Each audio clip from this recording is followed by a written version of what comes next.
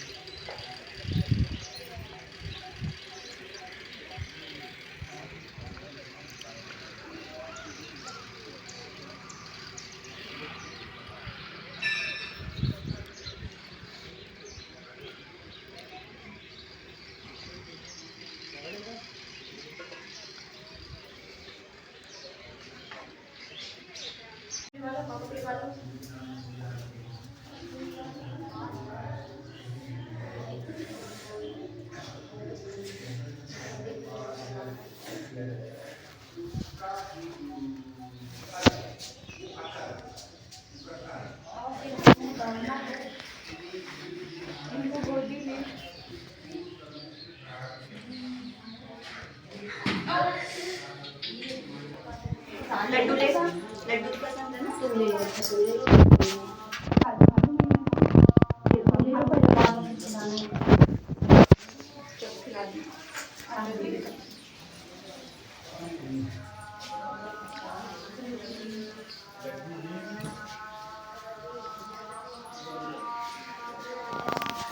Bye bye कर लो भगवान से, बाय बाय।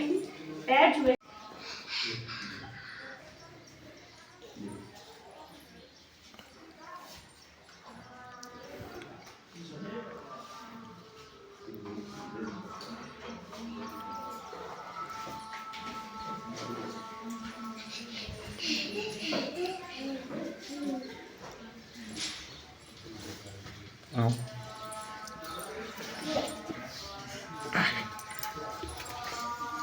लग गया।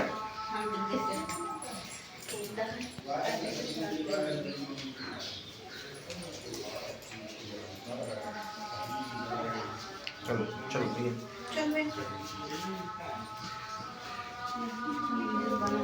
दूसरी तरफ अपना मांस काट के रखते गए।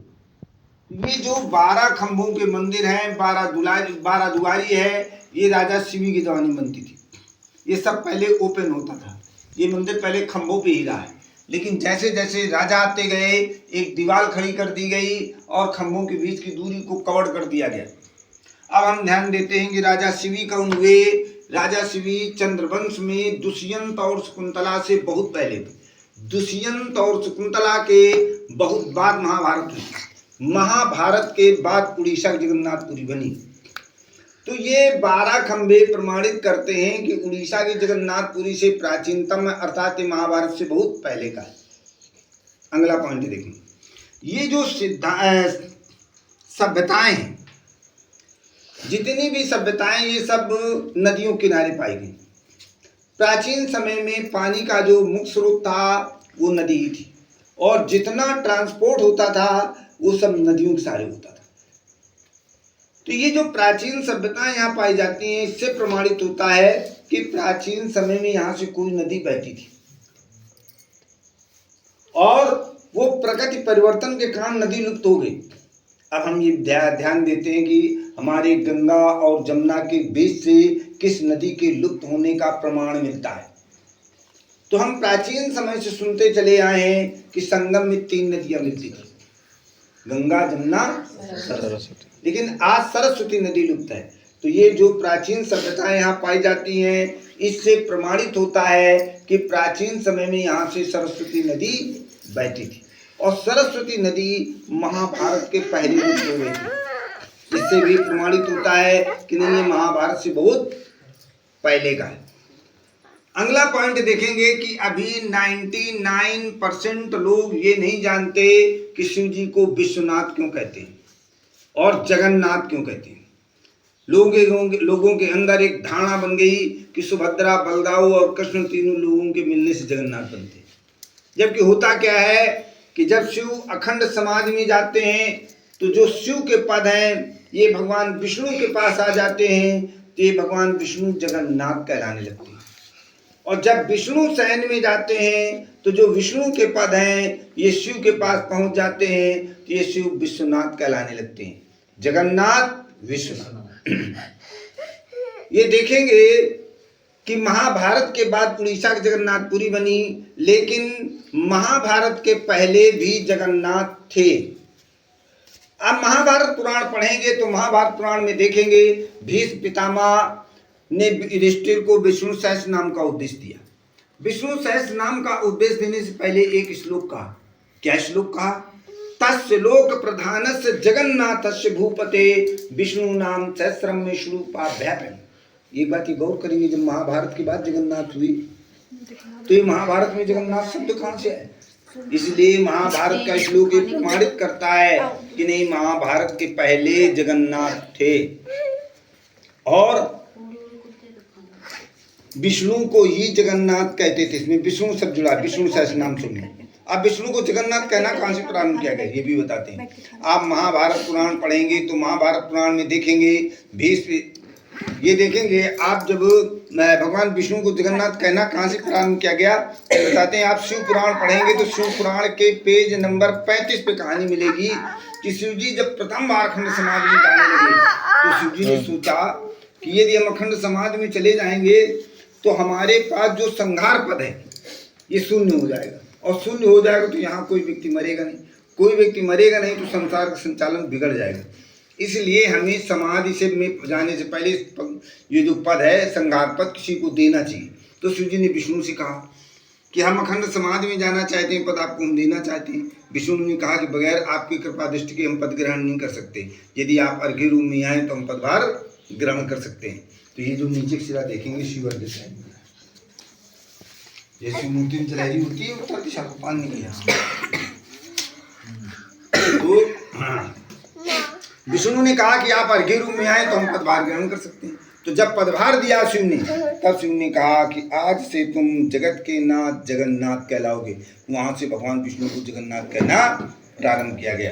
तो प्राचीन समय में यहाँ से सरस्वती नदी बहती थी। सरस्वती नदी के किनारे यहीं पर शिव जी ने भगवान विष्णु को संहार पद दिया, अर्थात जगन्नाथ उपाधि इसी जगह दिए जाने के कारण पहले मेन जगन्नाथपुरी यहीं बनी।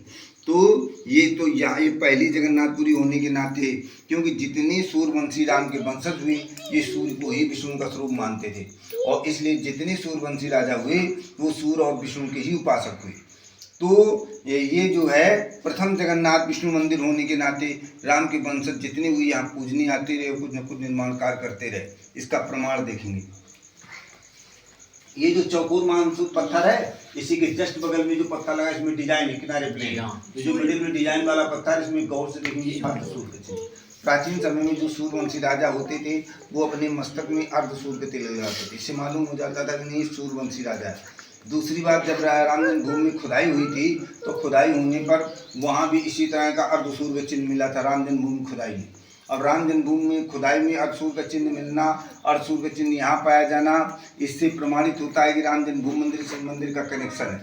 जिस राजा ने वहाँ निर्माण करा उस राजा ने यहाँ निर्माण कराया। अब प्रश्न ये खड़ा होता है कि अयोध्या में निर्माण कराने वाले राजा ने अयोध्या से इतनी दूर यहाँ निर्माण क्यों कराया? इसके मतलब को विशेष खास स्थान रहा है। दूसरी बात, ये जो कलाकृतियाँ हैं ये गुप्त काल से मिलकर, गुप्त काल में इसको सूर्य की मूर्ति आकृति मानते थे, इसको कलश मानते थे। यहाँ मुख से निकलती बेल पत्ती दिखाई गई, कलाकार ने कला के माध्यम से दर्शाने की कोशिश की कि सूर्य ही जीवन का आधार है, यदि सूर्य न हो तो जीवन संभव नहीं है। इधर देखेंगे कोई बात नहीं, ये जो आकृति है ये आकृति चंद्रगुप्त मौर्य के समय जो सिक्के मिलते हैं उसमें आकृति मिलती है। इसके मतलब मौर्य वंश में भी यहाँ काम हुआ।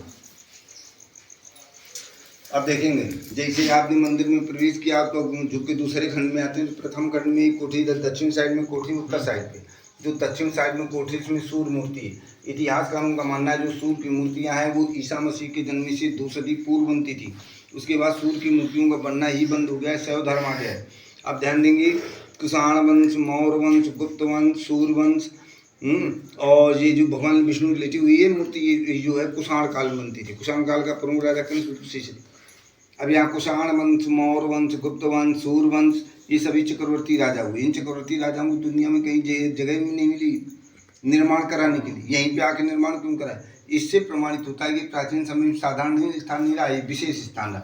इसलिए यहाँ जो भी राजा आता गया वो अपनी अपनी कला का यहाँ प्रदर्शन करता गया, इसके उन्हें कंटिन्यू काम यहाँ होता रहा। इसीलिए इतना प्राचीनतम स्थान जीवंत बना रहा। नहीं भी सिंधु और हड़प्पा के समय ये भी खुदाई से निकलता होता।